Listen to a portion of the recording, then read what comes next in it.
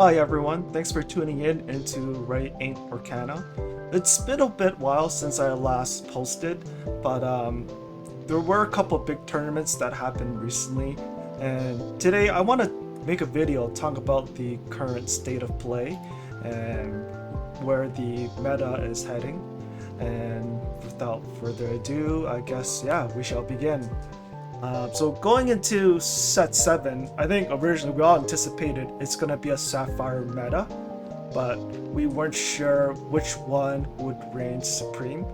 But I think given how the recent tournaments are coming up, I think it's safe to say Red-Blue is probably the most dominant, or going to be the most dominant Sapphire deck, and then we're going to have Blue-Steel coming afterwards.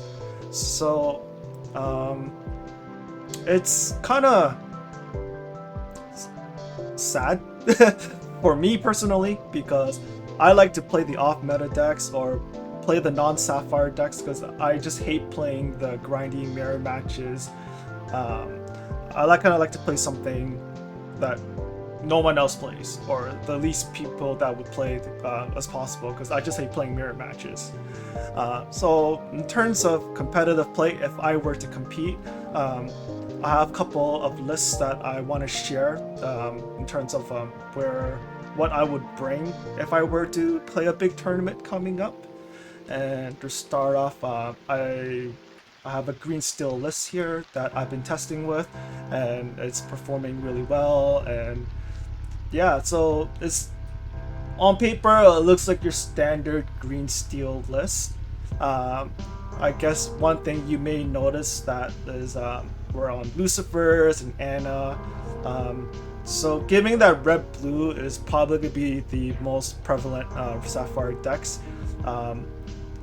We have seen some lists that were on 3 Prince Johns before, but I think Prince John is even more important going into set 7 because he's a target that cannot be removed through Sapphire Coil, Brawl, and Sisu.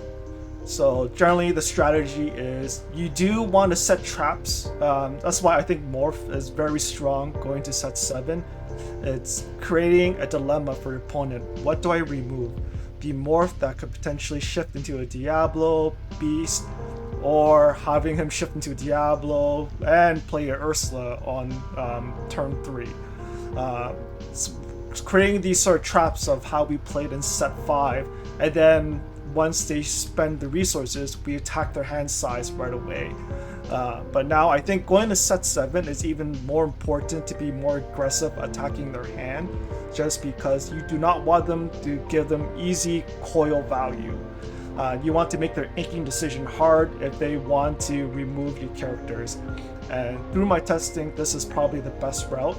And with the addition of Anna, which we played a lot in set 4, I think she's better, even better going to set 7 because there's many problematic characters that needs to be removed, and the flexibility of also buffing your characters to take something out or remove a character. Hidden Cold is still very important because you want to make sure your opponent has to ink or make tougher decisions in order to remove your characters. So last thing you want is to give them free value of just either the fire the cannons for free or brawl for free. So this will definitely be one of my favorite deck to go if I'm playing a big tournament coming up. Next we have Amber Steel. I've been testing a lot with the Mulan package, and it sort of reminds me of if you get Queen Shift on 2, her bringing the Sing Zeus is very powerful. So going into set 7, keeping that in mind, I think Blue Steel is very big.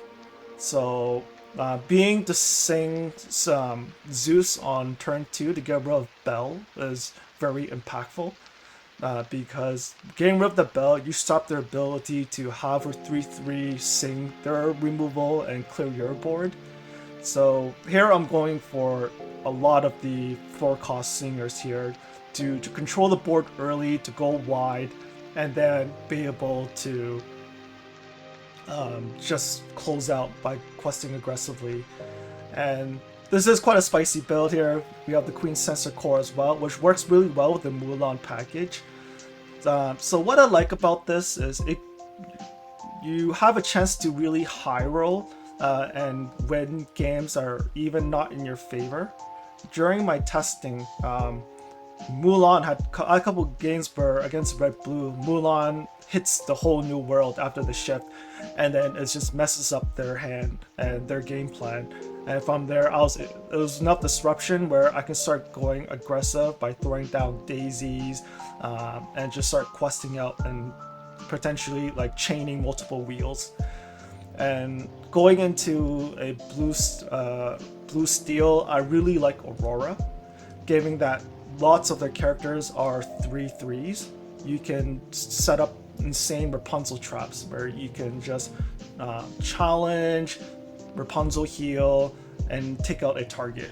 Or having her taking multiple targets by, let's say you have a damage on a character, you sing a removal, and then you don't have another removal, but you can heal it and then get it, or you can heal it and then sing a whole new world, and then create more crazy like gameplays where you could potentially like clear up the whole board. Mob Song is one of the cards that I was very interested in because going to this set, Sapphire Steel has a lot of 3/3 characters. Belle's a 3/3, there's Pete, Grandma Tala, Calhoun, Sneeze. So these are all like very popular characters are being played, and Mob Song basically helps you clear them all. And one of your strongest play is getting a Mob Song for free off of a Mulan.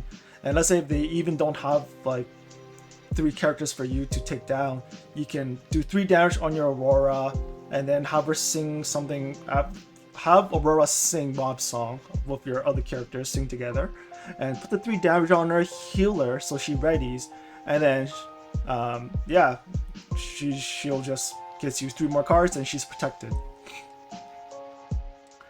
So this is probably one of the lists that I probably enjoyed the most playing in set 7, just because it's very intricate in terms of how you set up Rapunzel traps, and it has a lot of high roll potential where you can just blow out the game completely, and yeah, there's just a lot of fun. Next on the list, we have Purple Steel.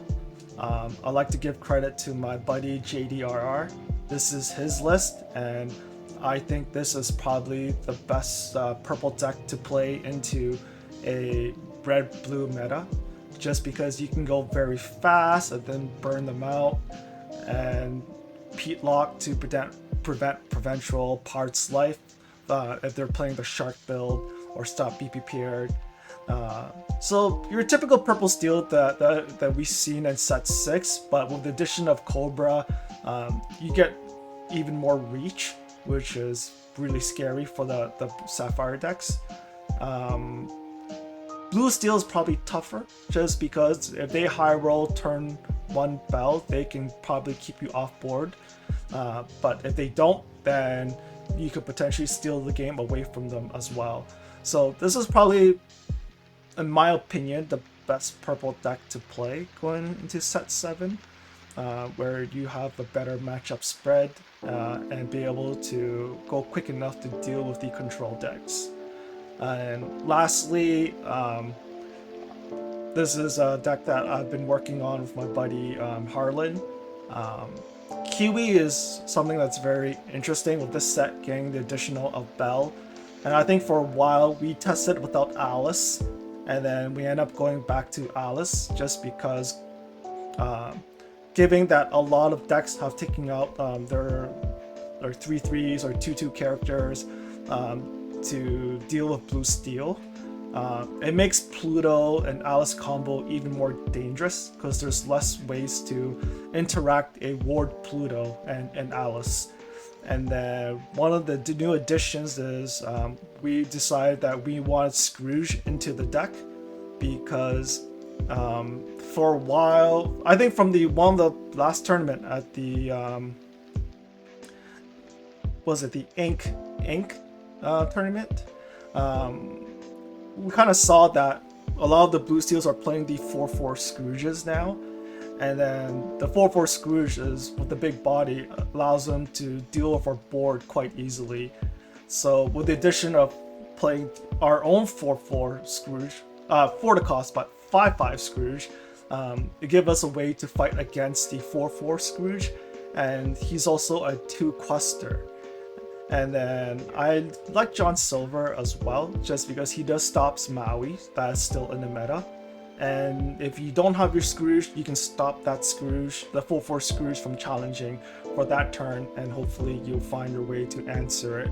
Or maybe you just need to go fast for another turn and not have your character being challenged, and then you can just close out the game before they deal with your whole board. So yeah, this is like your typical QB. The rest of the list is what you've been seeing Harlan's been running with. But these are the decks that I probably would run. I'm sure there's other decks that are good as well, but obviously it's going to come with sacrifices where you're hoping to avoid certain matchups. Where I think if I'm going in an open field, I feel like these are the decks that has the best odds, just because in terms of having worse matchups, you probably have the least. And yeah, that's pretty much it. I will have these links posted on my Dreamborn for those that are interested in the deck list. And that's it. Have a great day.